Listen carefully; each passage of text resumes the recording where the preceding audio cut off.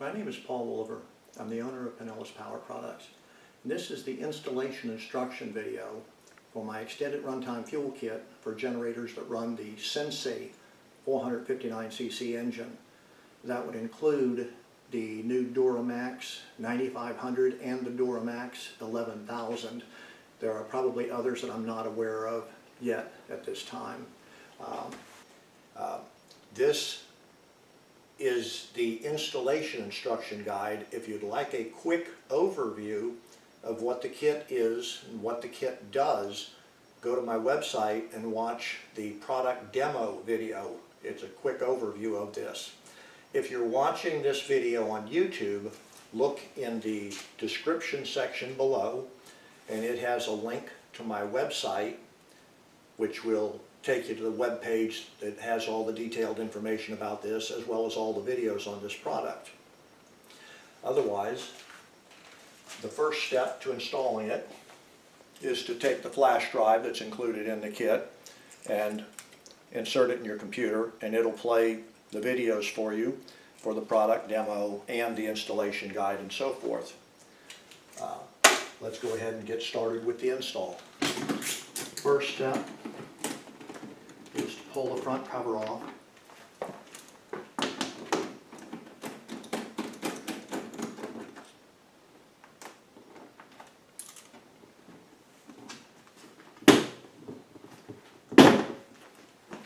You notice that they've used a tremendous amount of sound dampening or sound deadening foam to reduce the noise on this particular generator. Incidentally, on my generator, there was a lot of mismatch in bolts. Like you'll notice that the front cover has two different lengths of bolts. So I think they're getting the bugs worked out of the assembly process. Instead of grabbing the bolts from the appropriate container, they're just grabbing hands full of bolts. There are 3 of these longer bolts. There should only be 2 in the entire generator housing. And real quickly, they would go in these 2 holes, and you'll see exactly why later.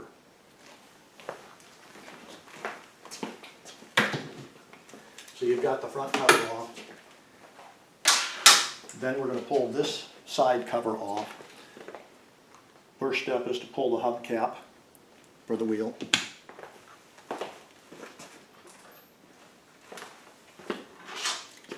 The wheel itself is held on with a bolt with a 10mm head on it. And it has a flat washer.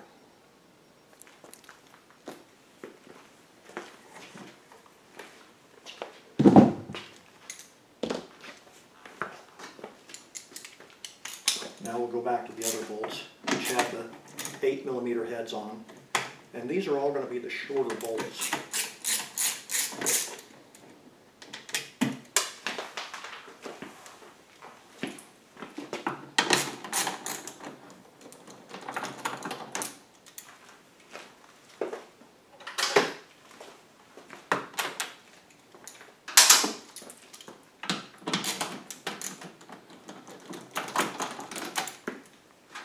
I'm going to try and break this install down into sections like I do with my others, so that the novice or the experienced do-it-yourselfer will both feel comfortable doing this install. Incidentally, all the bolts in this cover should be identical.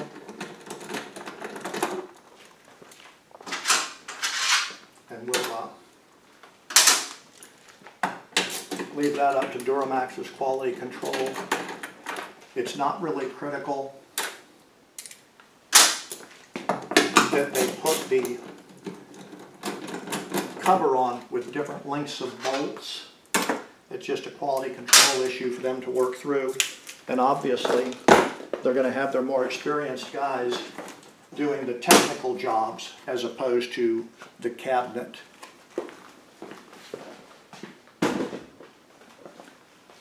Okay. This is going to expose the evaporative emissions canister. And we're going to be using an electric fuel pump on this one. It's going to mount on the front. So in order to have enough room for the fuel pump to mount up there, we need to move the evaporative emissions canister backward, and in order to move it backward, we need to move it down just a little bit. So we're going to take these two bolts that hold the evaporative emissions canister out.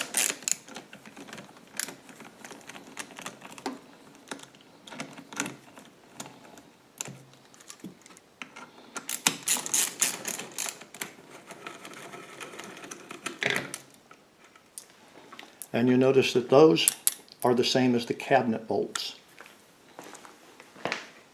Excuse me, those are the same as the shorter cabinet bolts. So then we can take the evaporative emissions canister out through the front here. You'll notice right now this bracket is bolted on with the tabs facing this way, so it moves it forward. We're going to take this bracket off by taking these two screws out, and we're going to turn the bracket completely upside down so that then the canister is moved back approximately 16 millimeters.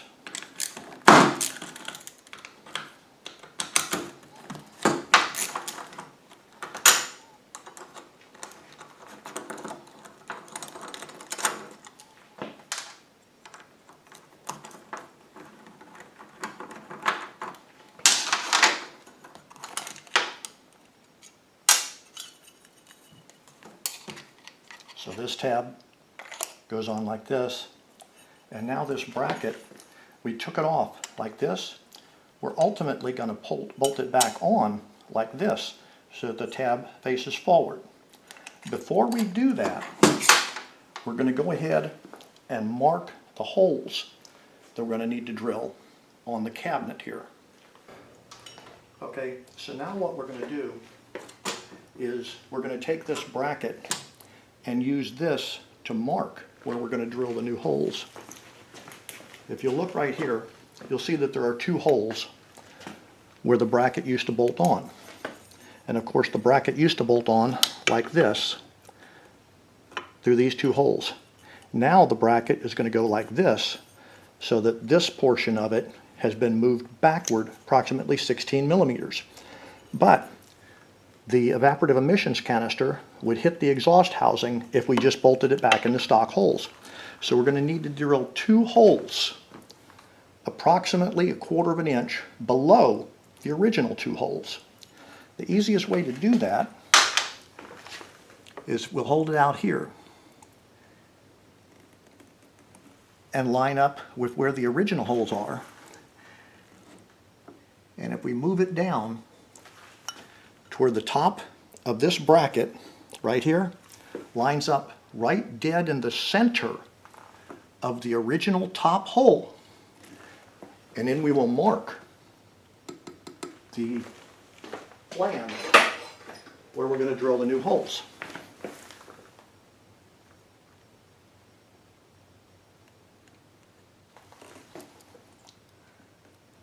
And we're just going to use a punch to mark them with.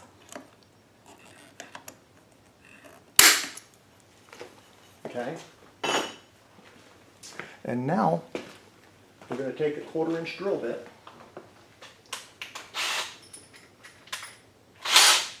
and drill the holes right where they're marked. So now you can see what we did was we drilled new holes right below the original two holes. So now we're going to take our bracket from the evaporative emissions canister. I'm going to put this lock plate on, and then we're going to bolt this bracket to where the flange goes forward instead of backward.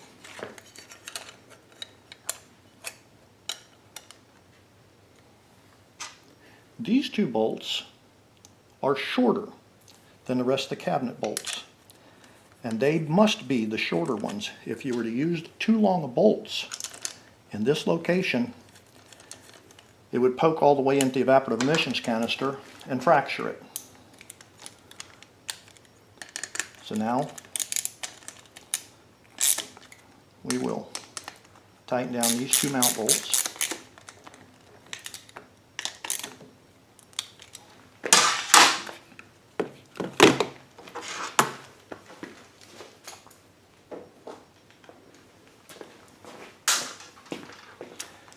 We'll set our evaporative emissions canister back in there, and when you get ready to bolt it on, remember that you're going to be using the bottom hole in each location as opposed to the top one.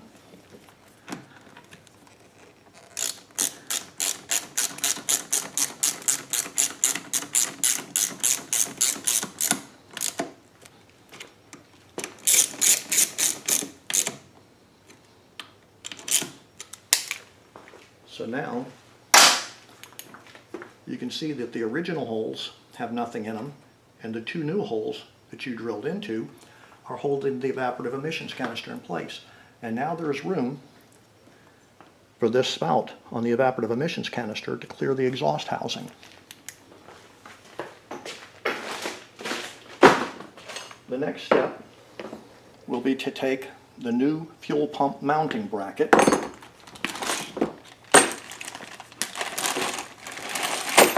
and the 6mm bolt. This is a 6mm by 1 metric bolt because this generator is all metric threads. This is the mounting bracket that's going to hold the new fuel pump. If you slide it in from here, this hole is where you'll put the 6mm bolt through and thread it into this location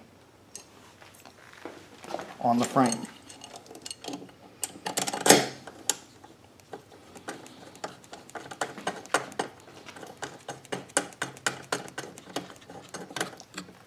Where this is bent right here, it folds up and rests against the frame. And that's going to be something that, based on the fact that these are castings that you're bolting it onto, and that the threads are machined into it, there may be certain production tolerances. So we'll test fit the fuel pump bracket and make sure that it's correct, and you'll adjust the bracket for your particular generator when you're done. So what we'll do is go ahead and tighten down this bolt, and then if you come around front and you squat down and sight it, this bracket should be pretty level. If it's up by just a slight bit or down by just a slight bit, that's okay. But you want it as level as you can get it. If it is angled up too much, then you'd pull the bracket off and straighten out that bend back there, and that would allow it to drop down. If it's dropped down too much, then you pull the bracket off and tighten up that bend with a vise and a ball peen hammer. But our bracket is correct because I've already tweaked it before we shot the video.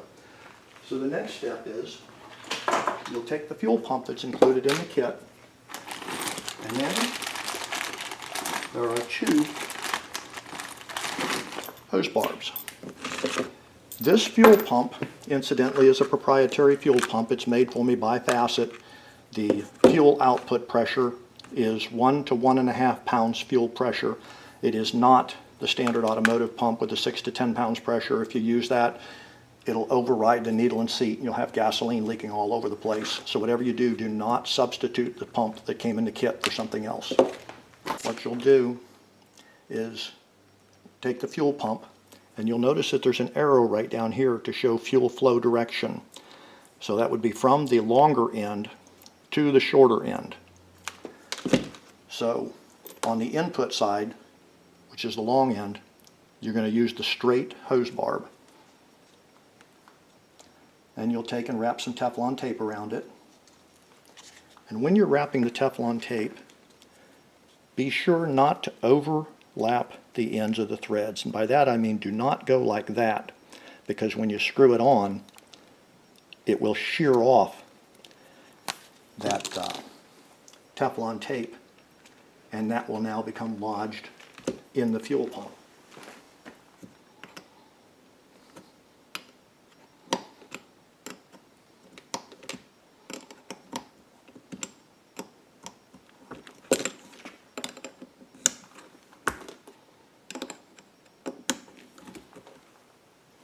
Okay. Then we'll take the 90-degree hose barb and we'll do the same thing with that. We'll wrap the Teflon tape around the threads without overlapping the end.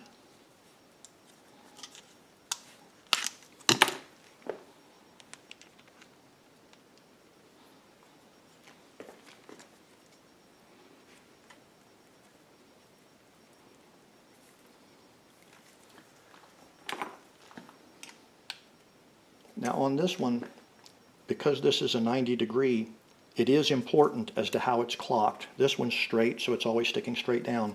It's going to be mounted in the generator like this, and we want the hose barb to point out right toward this bolt. So we're going to rotate it around.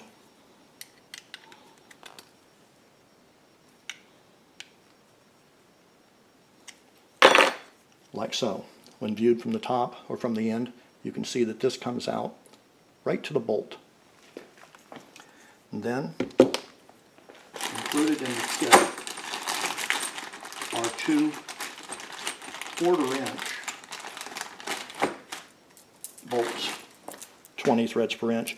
The metric bolt will not have a washer and a nut on them. That's how you know which one is the metric bolt and goes into the housing. And these two are the American thread bolts and go into the fuel pump.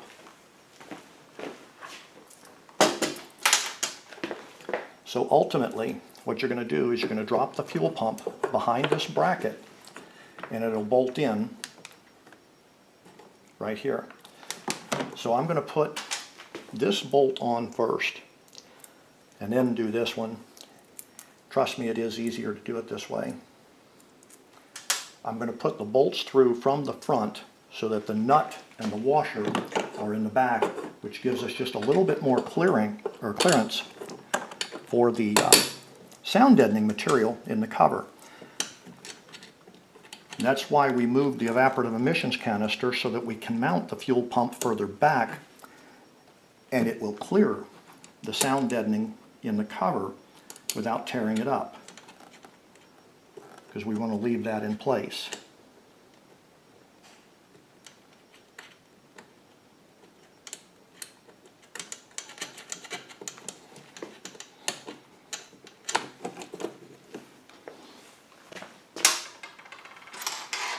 This bolt here I'm not going to tighten up yet because we're going to be putting our ground for our wiring harness on this bolt. So what I'm going to do, just to get it to line up, is I'm going to put this bolt through and I'm going to put the nut on the back side of it. You'll notice that I left the washer off for now because it's just a lot easier since I'm not going to be tightening it all the way down. We're going to be pulling the bolt out anyway. We'll put the washer on when we get ready to torque it down. This bolt, however, is going to be torqued down. This one here should be loose. Very good. Okay. Now we're going to pull this cover off. Pull this cover off. This is the same as the other side. We're going to pull the hubcap off and then take out the 10mm headed bolt that holds the wheel on.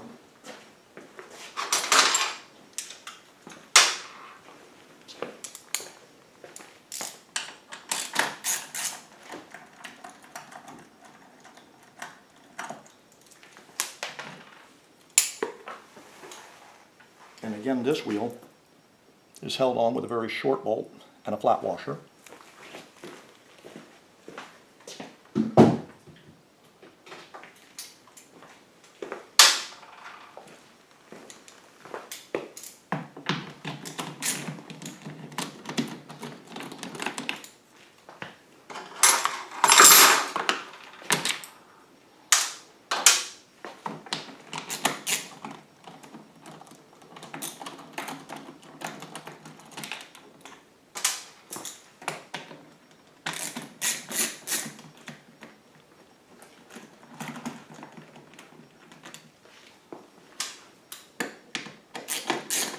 This is one of the two bolts that I stated earlier should be longer than and the other bolts. There are 8 bolts that hold each side cabinet on, and these 2 in this position are longer than the other 6.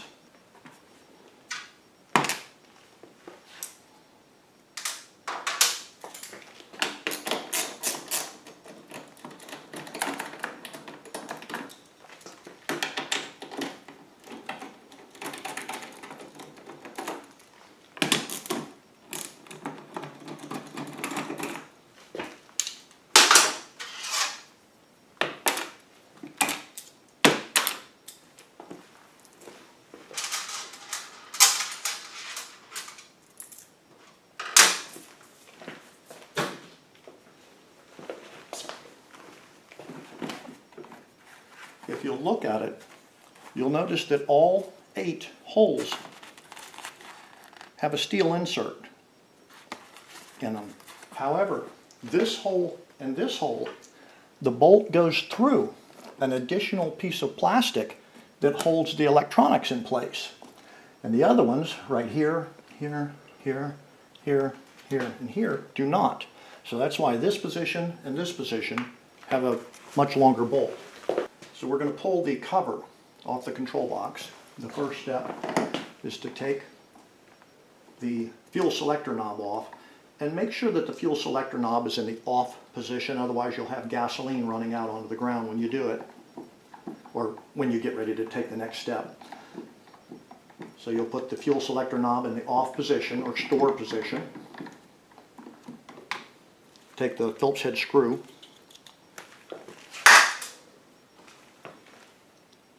right here, loosen it. Don't lose that screw. Set them off the side.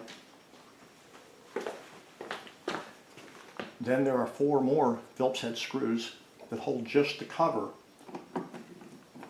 onto the control panel, and we'll take them off next. The control box and the control box cover will still be held on with this bolt, and we'll take those off last.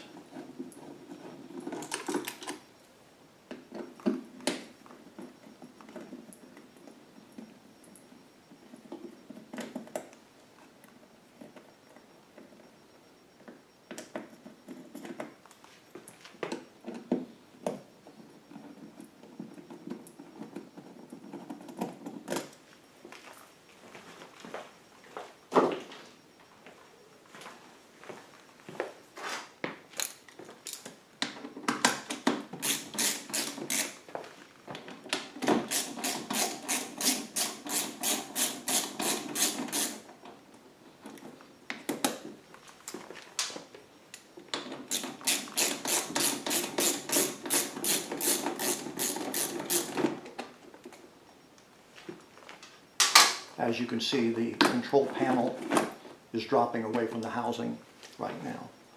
The kit is going to include a section of 3/16 hose and a section of 1/4 inch hose, and I'll be specific about it as to which hose we're using as I explain the assembly of the kit. I will explain as I'm assembling the kit which hose you're using, whether it's the 3/16 or the 1/4 inch. The first step is going to be to take the 3/16 hose and cut a section of that 10 1/4 inches long.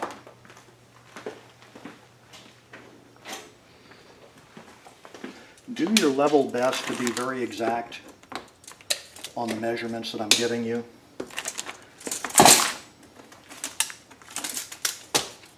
So the 3/16 hose will be 10 1/4 inches long.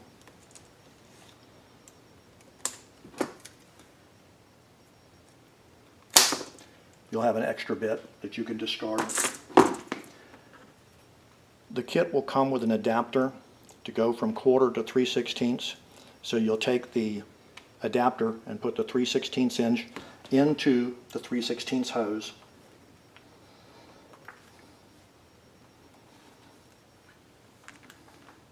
Like so. Then you'll cut a section of the 1/4 inch hose 7 3/4 of an inch long.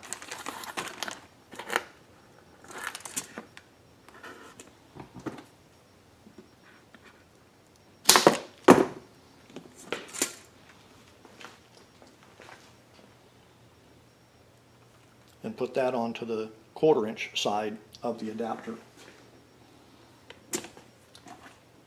Then your kit will have a fuel filter, and the fuel filter will have arrows that show the direction of fuel flow, and obviously it'll go in from the pump and out to the carburetor.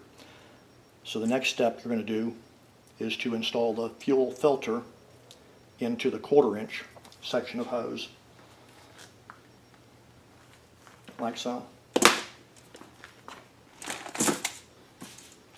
Then you're going to take a section of the 1/4" hose and cut it to exactly 5 inches long.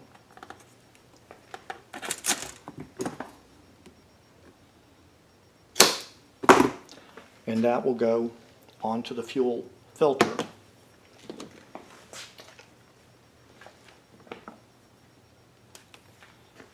Like so. The fuel filter, or this section of 5-inch hose, is going to be put onto the output of the fuel pump, and that would be the 90-degree output. So we'll set that aside for later. Then you're going to have a 1/4" fuel T. So you'll take the 1/4" hose and you'll cut an 8 1/4" section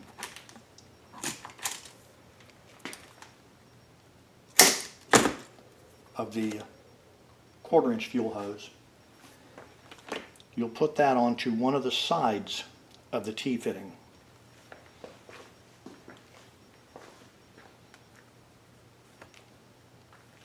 Like so.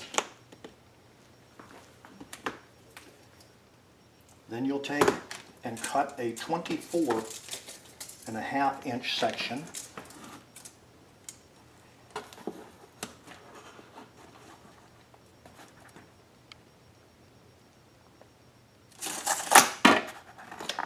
of the 1/4" hose.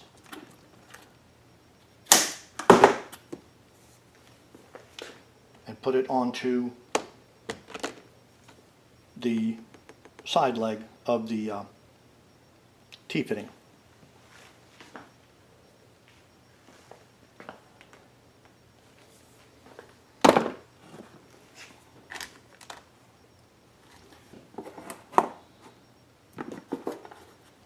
Okay.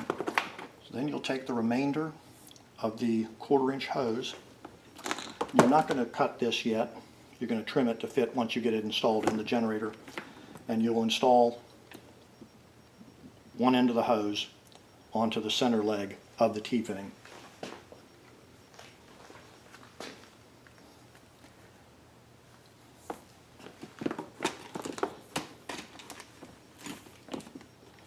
Okay, so we've got these set aside. What we're going to do now is we're going to remove the stock fuel hose, and that goes from the fuel selector valve to the carburetor. I'm going to go ahead and remove the air box because it makes it a lot easier. There are 2 clamps that hold the lid on the air box.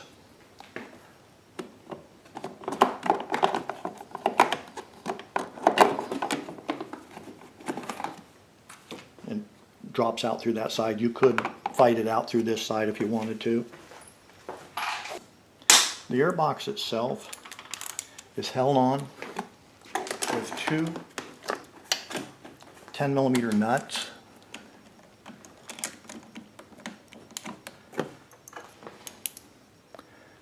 One is right here, and the other is on the end of this bolt here. A little difficult to see.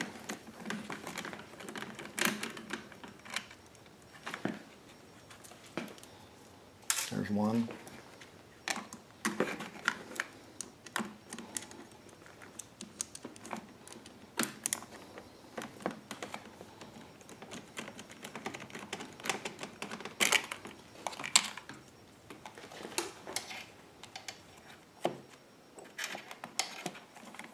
There's the other.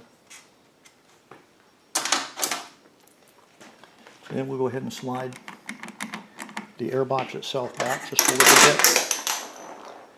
And we'll take the breather hose off the top. It'll be this large hose with a bend to it. Then we're going to loosen the bottom hose clamp right here. And it's just a worm drive hose clamp. Then if you come around, take this, and we'll pull the air box out completely. There are two metal inserts right here that keep the air box from being crushed by the nuts. Just make sure you don't lose those inserts.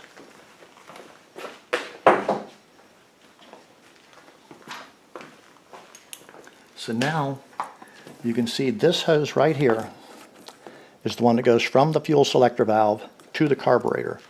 And you'll remove both ends of this hose and set it to the side. The hose ends are held on with a Corbin clamp, and when I get it out, I'll show you what a Corbin clamp is and how it works. But the first one, I just wiggle loose in the bottom and slide that hose clamp or hose off of the barb. Then this one here,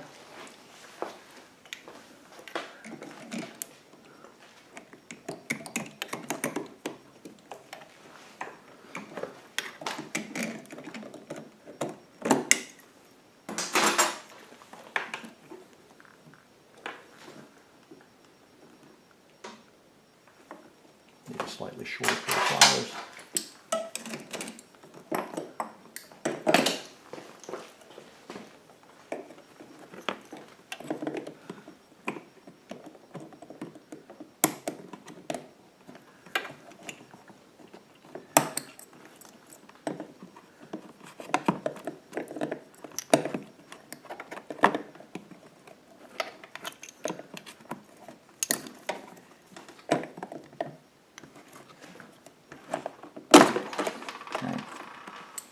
So here is the hose that you're taking out.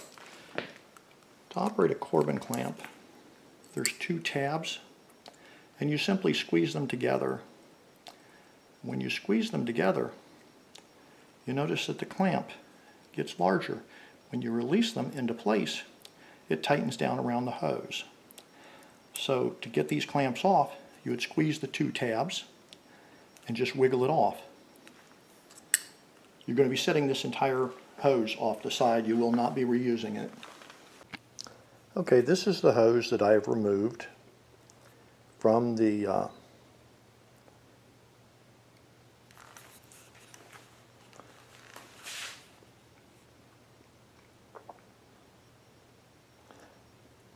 Okay, now this is the hose that I just removed that went from the fuel selector valve to the carburetor. You notice one end of the hose is 1/4 inch, the other end of the hose is 3/16 inch. So that's why in my kit we will have a section of 3/16 hose and a section of 1/4 inch hose. It is not that one side is not going to fit tight or anything. It's that the original hose that we removed was a formed hose, and this side here, as you can see, is expanded to 1/4 inch diameter. At any rate, we'll go ahead and set this one aside, and again, this is the hose that went from the fuel selector valve to the carburetor. Okay, included in the kit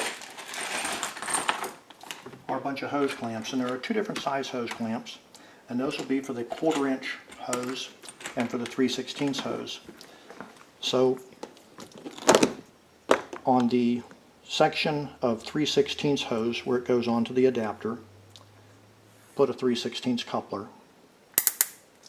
and squeeze it down tight.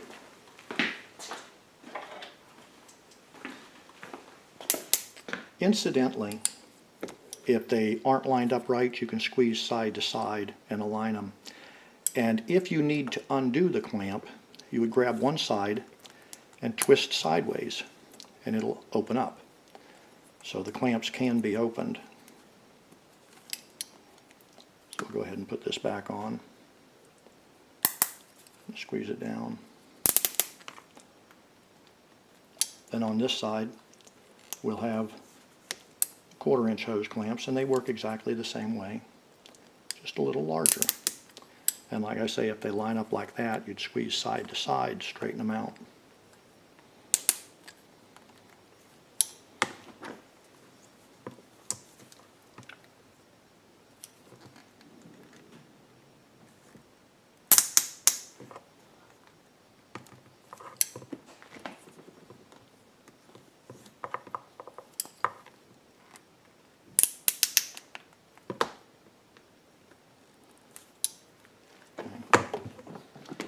Then on this one, we're going to do the same thing. This is going to be all 1/4-inch hose clamps, and we're going to put them in all the necessary places. Keeping in mind that on this fitting here, it's pretty tight where the T goes. So on the two sides of the T, I'm going to point the clasp portion of the hose clamp up, and you'll see why later when we go to install it.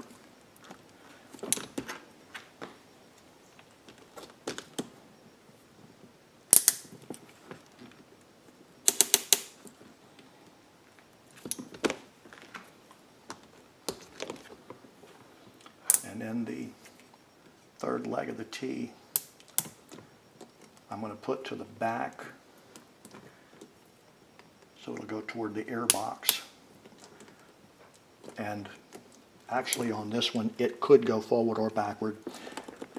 It just cannot go straight to the side because the sides are taken up with the sections that go to either side. Okay. So now this is ready to be installed on the generator as a unit. The short section right here is going to go to the fuel pump inlet side, and that'll be the bottom straight arrow, or straight fitting.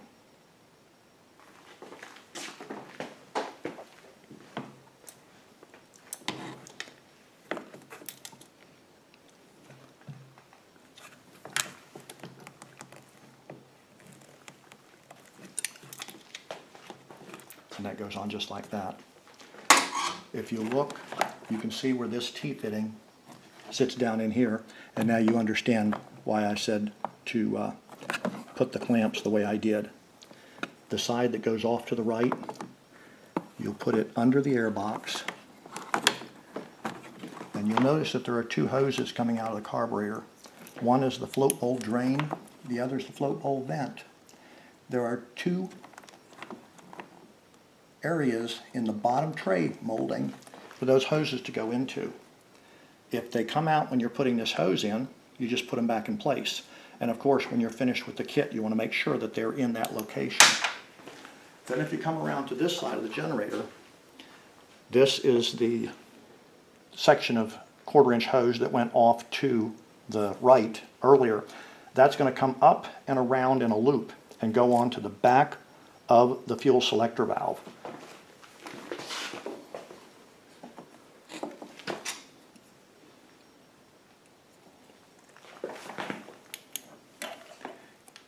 This is the fuel selector valve right here, and there's a barb on the back of it, which is what we just took the original stock hose off of.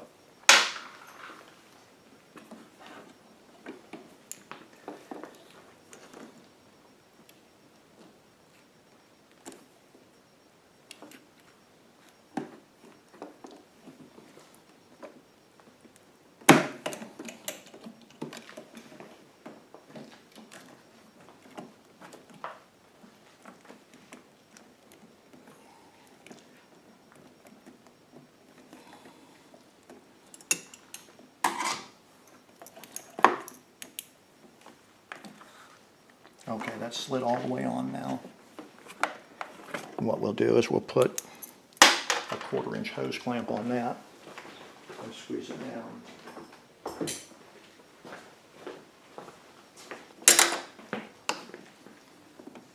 I'm going to start the hose clamp right here and just give it a couple of clicks and then slide it up into place.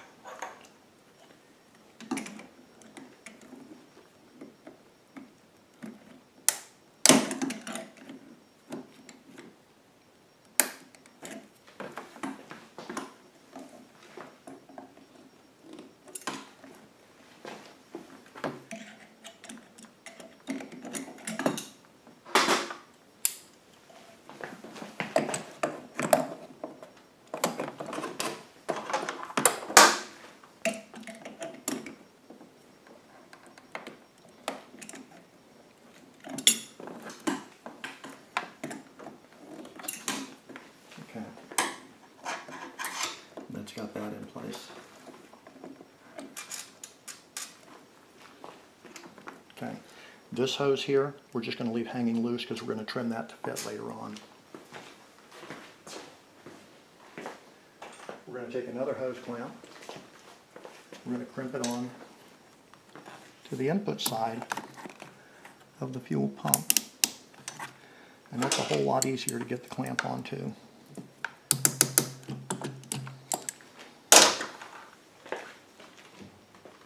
Then this hose clamp, or this hose that we assembled earlier, is going to go onto the output side of the fuel pump. So we're going to take the section with the 3/16 hose and we're going to feed it right over the top of the air box, and it'll come out through that side. The area with the fuel filter should go in this recessed area here, and that's why we had this section of hose trimmed to a 5-inch long section of hose. And now we're going to take this hose and slide it on to this 90-degree bracket here.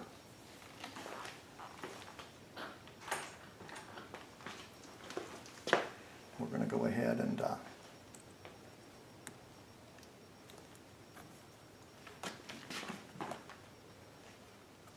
put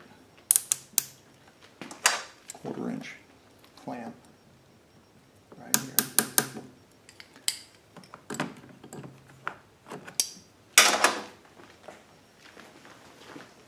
Then this 3/16 side will come up and curve around and go onto the inlet of the carburetor. I don't know if you can see it through there or not. Okay.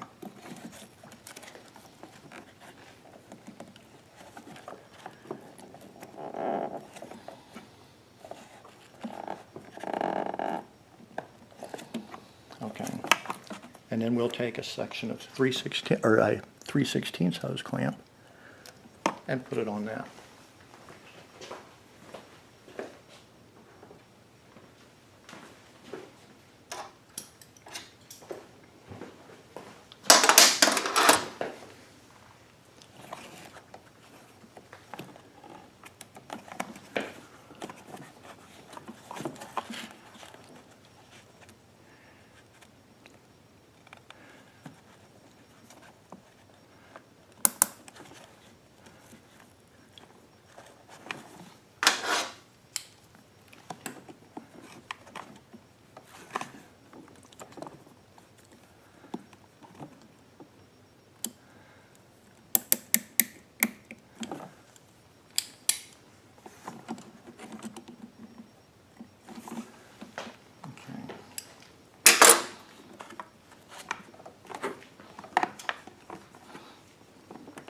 And that has our basic hose routing done. So now we're going to go to the electrical portion of it. The kit's going to come with this wiring harness. And if you think about it for a minute, you want the fuel pump to be able to run only when the generator is running, never when the generator is just sitting there, because you don't want a pump transferring fuel into a generator that's not running. Number two, you want it to only run when the switch is in the gasoline position, as opposed to any time the generator is running. And number three, you want the fuel system to shut down at any point that the generator stalls for any reason. So, if you come around here, you'll notice that this first device, the voltage regulator, has a 4-wire harness coming out of it. On this side of the harness, there are 2 wires that are just brown. Take either one of those, doesn't matter which one you use. And in the kit, there's a posi tap. I'll show you how the posi taps work. Think of it as a reusable Scotch clip or Scotch splice. You'll hook this, excuse me. They look like this originally. So you'll unscrew the big end from the base, and you'll slide that around the wire. You notice the other end has a wire piercing probe. You'll screw that down to where it pierces the wire. Then the small end will also unscrew, like so. So on the kit, there's a short brown wire. You'll slide this over the short brown wire and then strip about 8 millimeters of insulation off of the brown wire.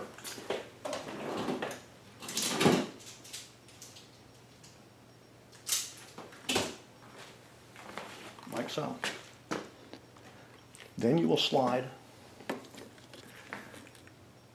the stripped insulation portion down next to the threaded conductor, and then slide this threaded coupling onto it and screw it into place tight. And you tug on it, you notice that's on there solidly now. So that's under control.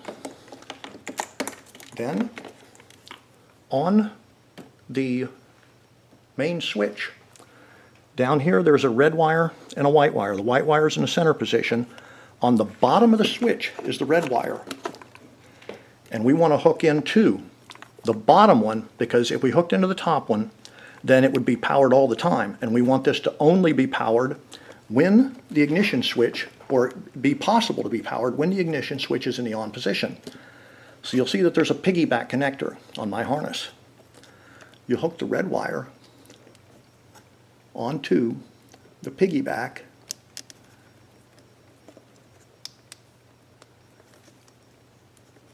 like so. And then you'll slide the piggyback onto the bottom connector on the switch, like so. Then, ultimately, these relays are going to lay right here, one at either side of the main start switch. There's a black ground wire, and if you look down here, you'll see that there's a ground wire on the stud on the bottom of the housing, and that's got a 7 millimeter nut. So we'll take that 7 millimeter nut off, and we'll slide the ground wire from the kit over it, and then put the nut back on.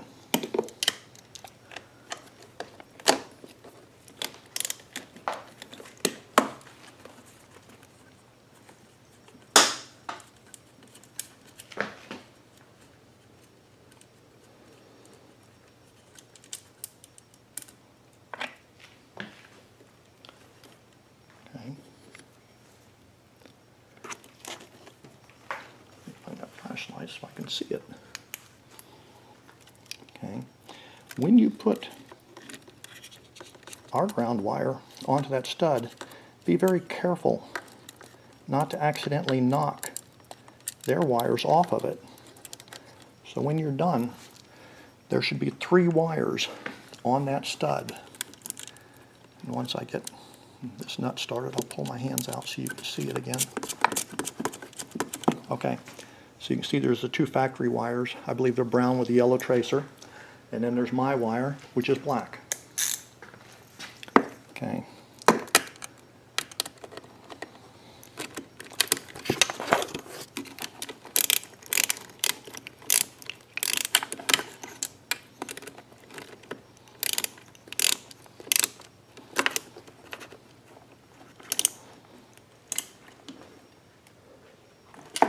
Okay. Make sure that all looks nice. Then finally, there are 2 red wires with quarter spade connectors. Now you'll notice on the fuel choice switch, there are 2 open tabs. Put one of my red wires on the lower tab, the other one onto the upper tab. And it does not matter which goes to which position. That's why I made them both red, so that nobody would stress out wondering which wire goes in which location. Then you'll see right here is the propane hose, and it has a hole drilled into the housing. You'll take this harness with the yellow wire and the black wire and feed it down next to the propane hose. We'll reach up and grab it from below, and we'll pull that on down. So now that harness is hanging down from the bottom of the control panel. Now we will put the control panel back together very carefully without pinching any wires.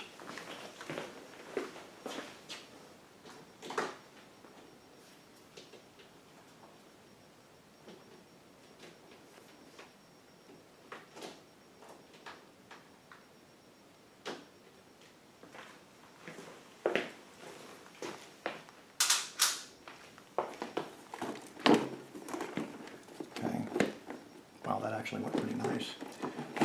The sound deadening material goes behind this metal flange. So I'm going to start by putting in the top 2 bolts, which go through the steel cover panel and the plastic.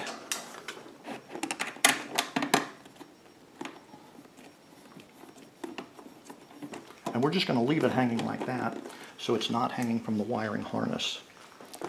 Now, we'll come back around here and make sure that the gasket for the carburetor is in the right position, and it is. And then, included in the kit is a whole bunch of zip ties. On the blower housing, there's an area right here that I don't want the fuel hose that goes from the main, or excuse me, from the stock tank to our pump kit getting rubbed against that. So I'm going to zip tie the hose and the wiring harness right here in place so that it doesn't vibrate around. It's held securely in place.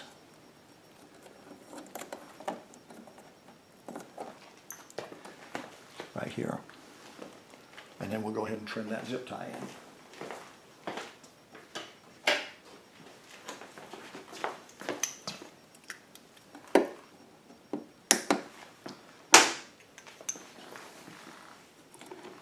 I want to just stick my hand up there and feel around and make sure that no wires are kinked. Then we'll take another zip tie and the 3/16 hose that goes to the carburetor inlet. I'm going to make sure that that's not pinched against anything. And we're going to go ahead and put it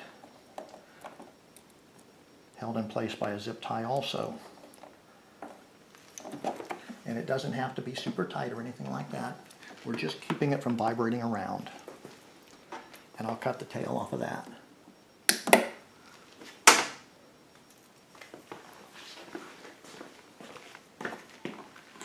So now our fuel filter is right here visible, so that if we pull the maintenance cover off to check the air filter or spark plug or anything else, we can also check the fuel filter. Okay, we're going to take this harness, we're going to run it along next to the 1/4-inch hose. It goes to the inlet side of the fuel pump. And the red bullet connector will plug into the yellow wire, like so. And then the black wire will join this black wire, and that's why we left this bolt loose. We're now going to go ahead and put those two onto this bolt and tighten it down.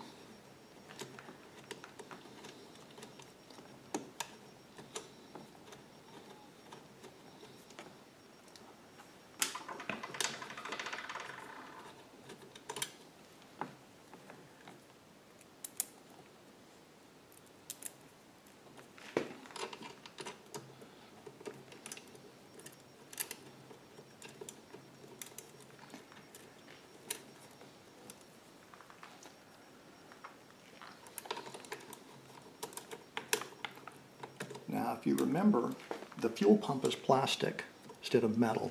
So we'll put the washer on the back side where the plastic fuel pump is before we put a nut in that.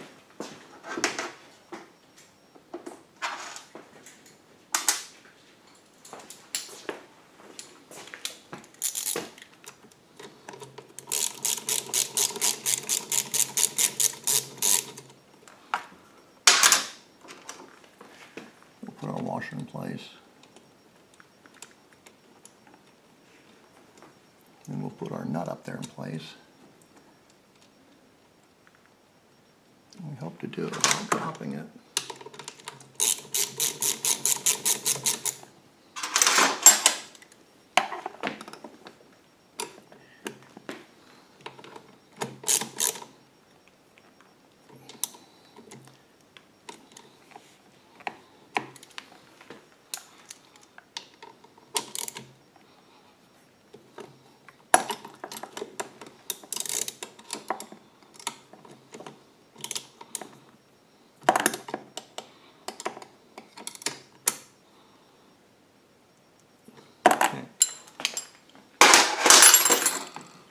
So now we have all our wires connected to the fuel pump.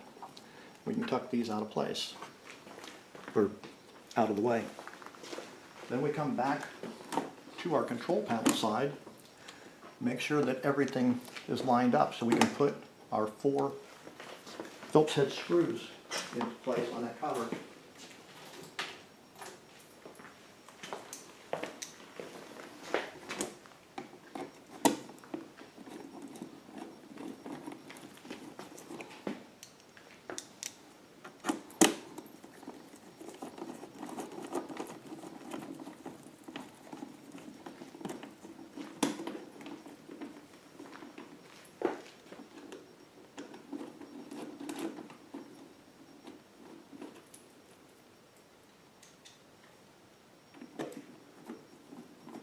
I'm not tightening the screws all the way down yet, because I want to make sure everything lines up before we get too crazy with this.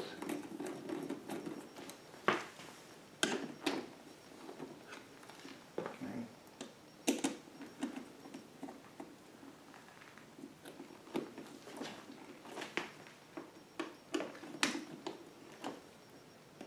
Once you get all the screws in, you can go ahead and tighten them down.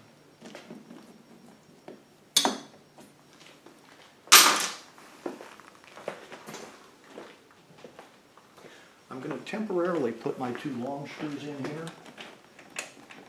so that they'll hold everything in alignment before I tighten down the 2 top ones.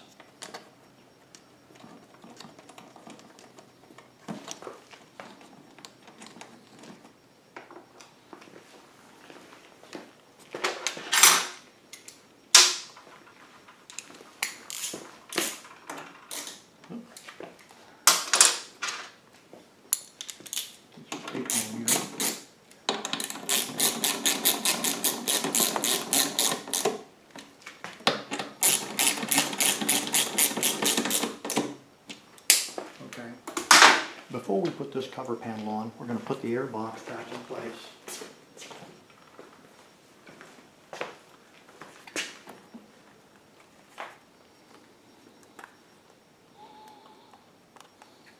So I'm going to slide it in.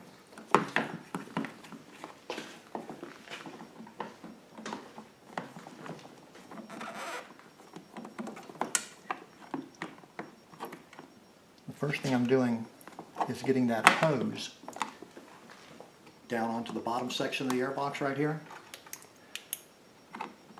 where the clamp is. Then we'll make sure that our gasket isn't pinched, and then slide the air box over those 2 studs. Once we get the air box over the 2 studs, we'll loosely put the nuts onto the studs.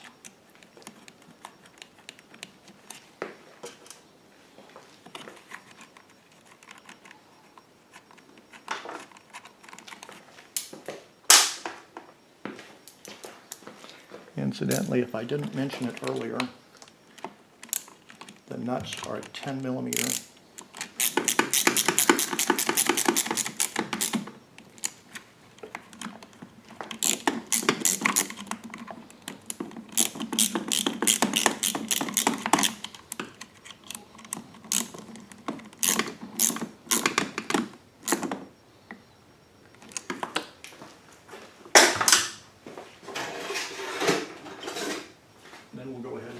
tighten down our hose clamp.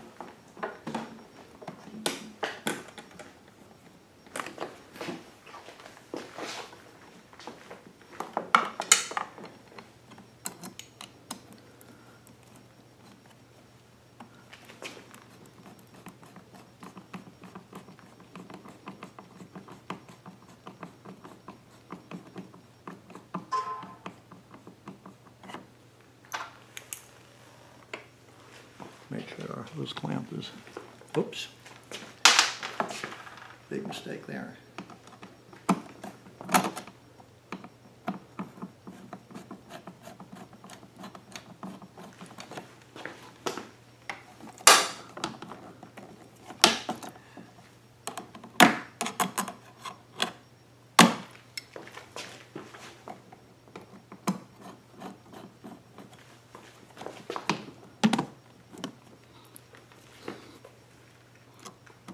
Okay. Now the hose clamp is in the groove where it's supposed to be. Make sure and double check that. You don't want the hose clamp walking out of the groove.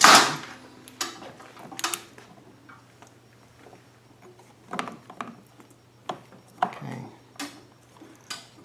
All that looks good.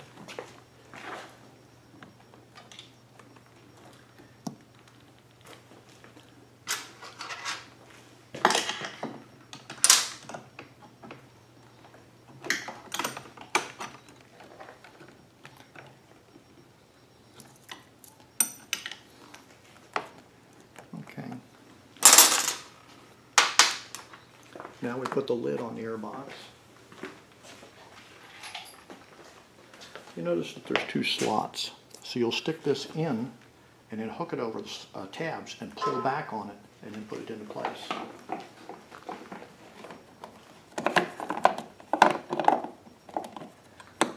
Like so. And then we'll snap the clips back on.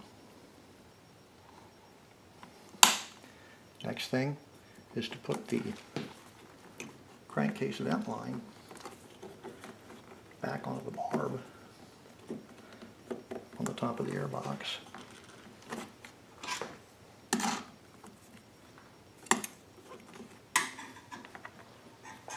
And make sure that it's not kinked, and it's not. Very good. Okay.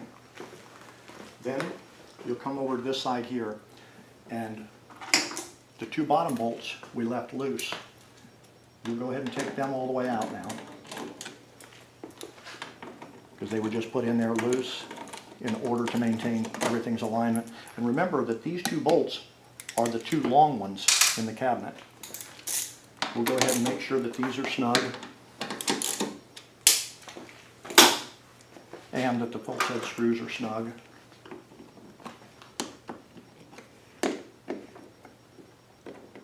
Okay.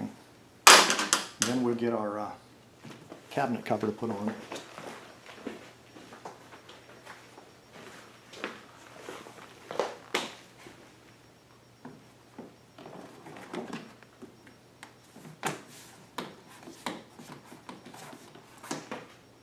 First two bolts I'm going to put in are the two really long ones.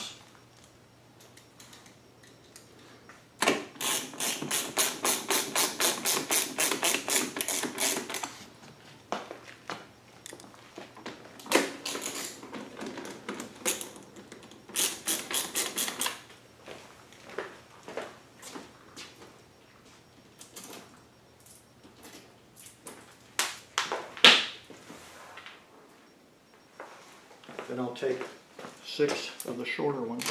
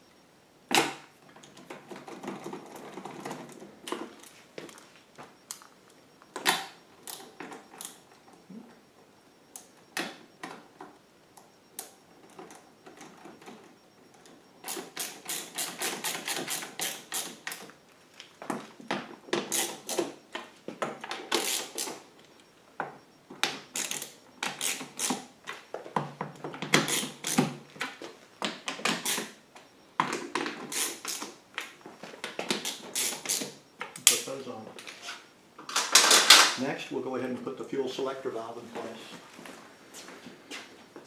Or excuse me, the knob for the fuel selector valve in place. And remember that we took it apart with it in the storage position, so it'll go back together with the knob in the storage position.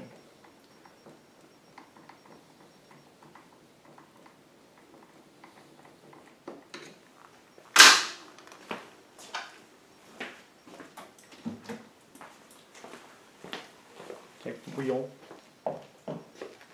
put that back on.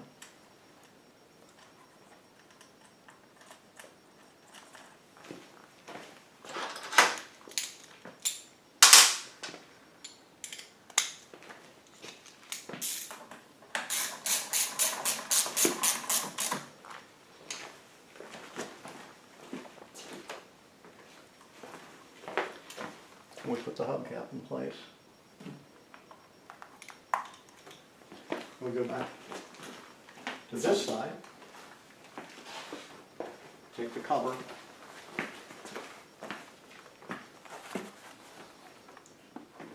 set it on, and grab a couple of the bolts.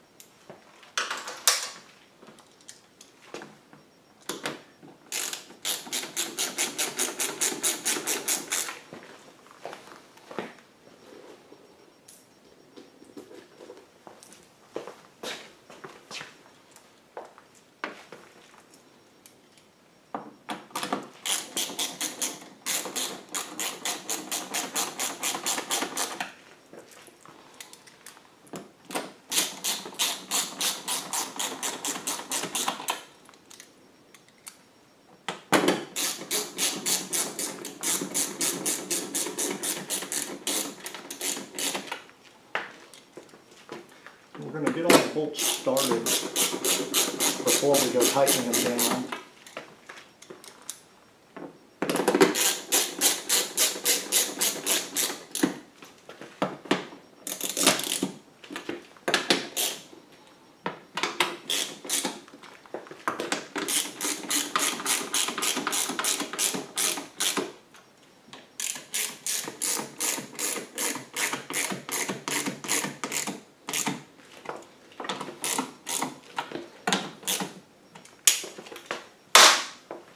Now the next step is going to be to install the fuel inlet port.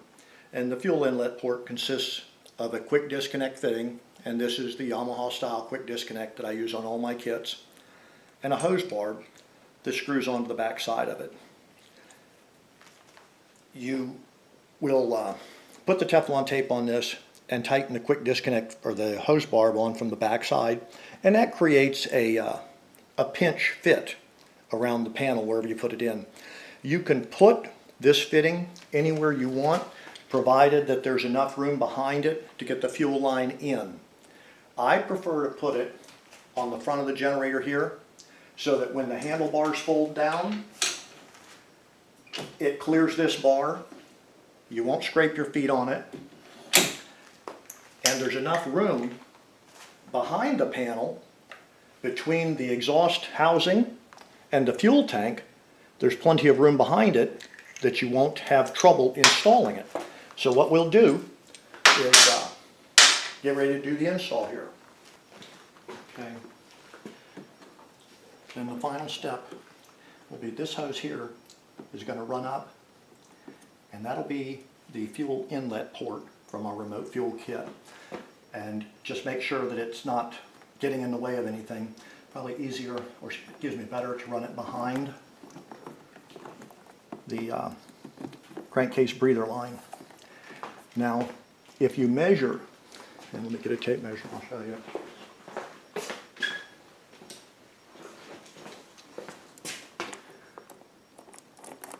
Directly over from this body line this way, 7 inches, which on this one lines up with the center of the bottom of this leg of the letter M. And since I don't know if all the decals are stuck on in the exact same spot, I'll say to measure it just for the heck of it.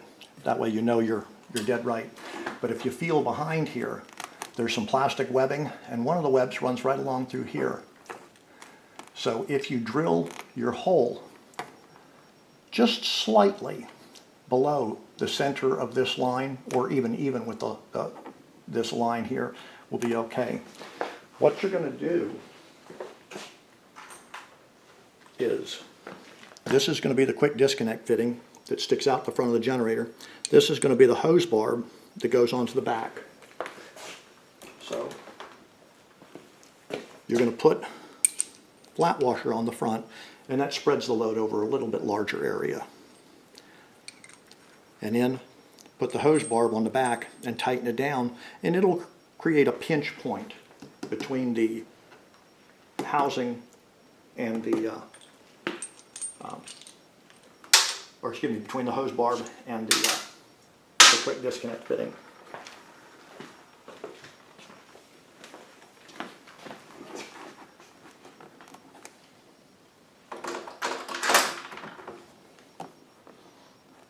I'm going to go ahead and drill a small pilot hole to see if I can bias the hole up as high as I can.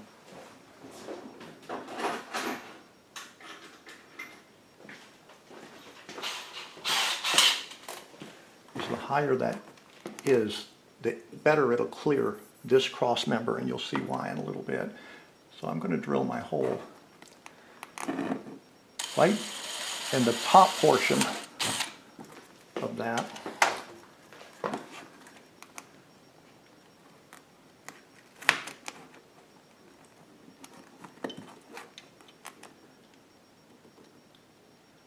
Okay.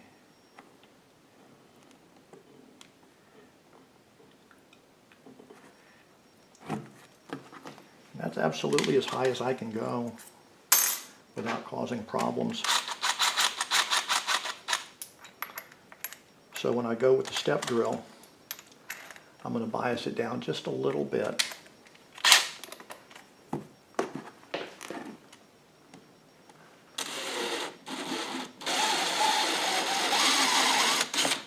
And you want to make sure not to drill the hole too large.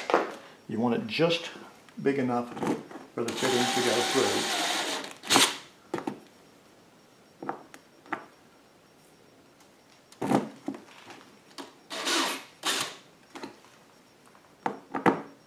Okay, really snug fit right there.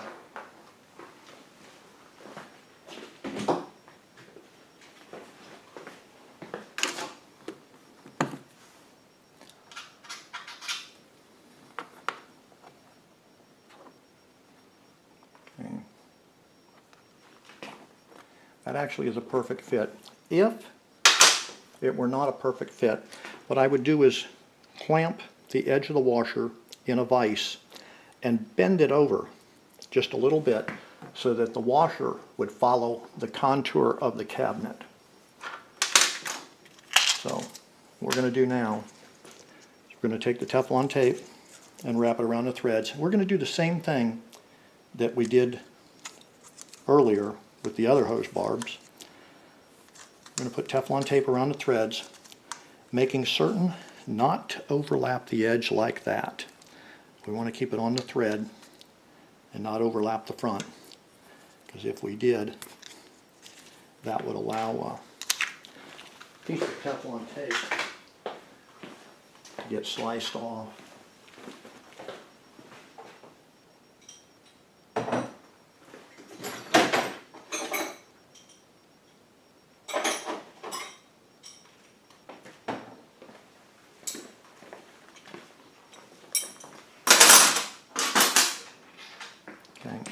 So we're going to put the fitting through, and we're going to face it off to the side. If we faced it straight down, it would come into conflict with this cross member.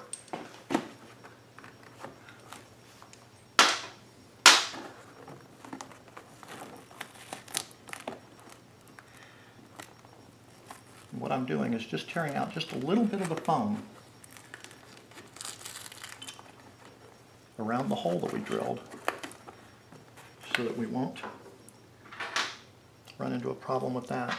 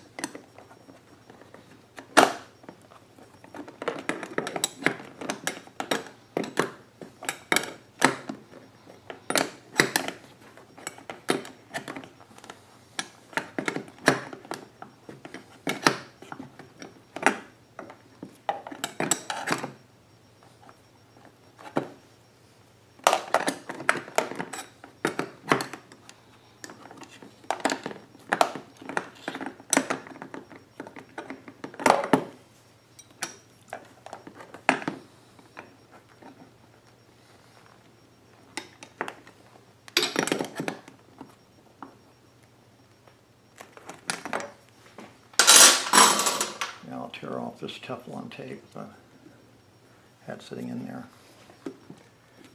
And now your fitting points to the side so that when you fold down this handle, it clears. And you can see that that would be a problem if you pointed them down. So then you'll reach in here and make sure that the hose is in a nice smooth radius bend. And I'm going to cut the hose at this location. Just a little bit more hose than I needed. And that's why I leave this hose untrimmed until the very last bit.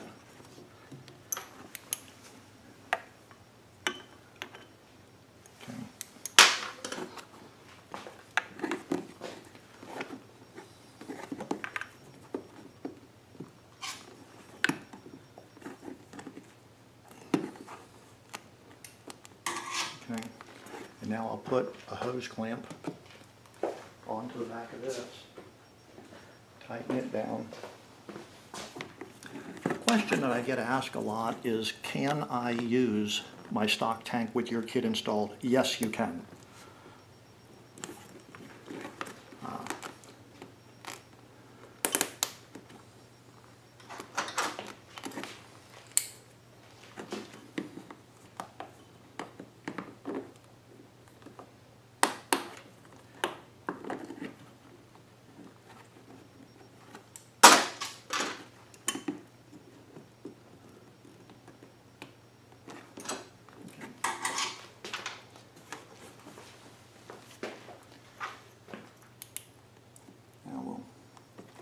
Make sure that these hoses here are in the correct slots, and they are.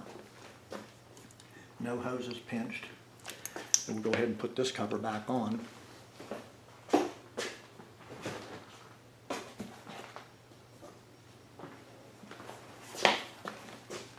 You'll notice, because we relocated the evaporative emissions canister back farther, we're able to mount the fuel pump back farther so that it doesn't have to cut away the insulation foam or the sound deadening foam.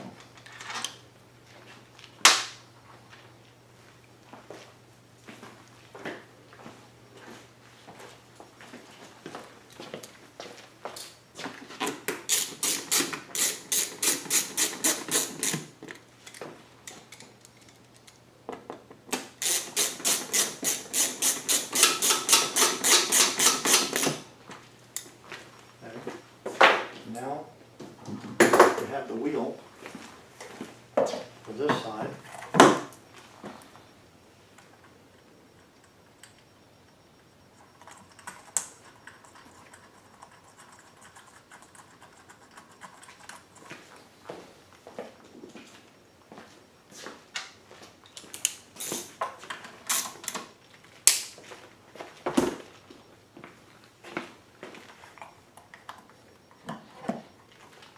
And then we have a sticker that's the operating instructions.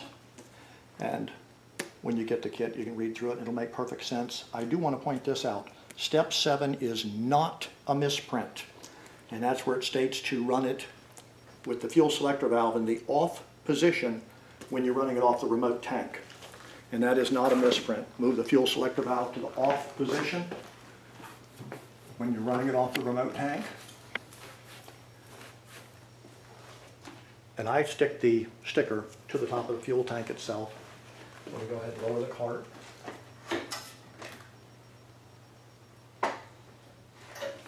And it doesn't matter where exactly you put the sticker, as long as it's visible. Actually, thinking about it, if somebody's putting fuel in it, they're going to be standing beside the generator to one side or the other. So I'm going to put it here to where it's right side up when somebody's standing at this side of the generator.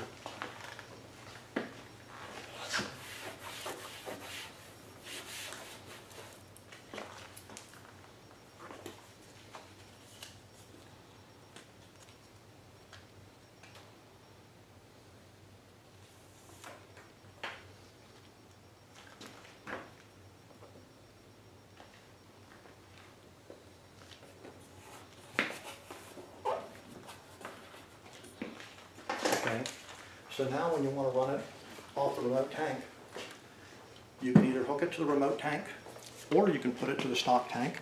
In a stock tank, or when you're running off the stock tank, you want the fuel selector valve to be in the on position, which would be like that. In the off position for the remote tank, and it's set up to where the fuel pump will not run if you've got it in the LP position or if the generator's not actually running. Even though the master switch is in the on position, it will not turn on the fuel pump until the engine is actually running. And that way it doesn't try to override the needle and seat. And as I stated earlier, this is a special proprietary pump with 1 to 1.5 pounds fuel pressure, so it does not override the needle and seat. If you have any questions whatsoever, look in the description section of this website, of this video, if you're looking at it on YouTube. And it has a link to get to my website. If you need to get in touch with me for any questions whatsoever, do not attempt to contact me through YouTube. I do not monitor YouTube. I just don't have time to monitor chat rooms and YouTube and things like that. But if you go to my website, you can get a hold of me by email and get a very quick response. At any rate, I thank you for your time.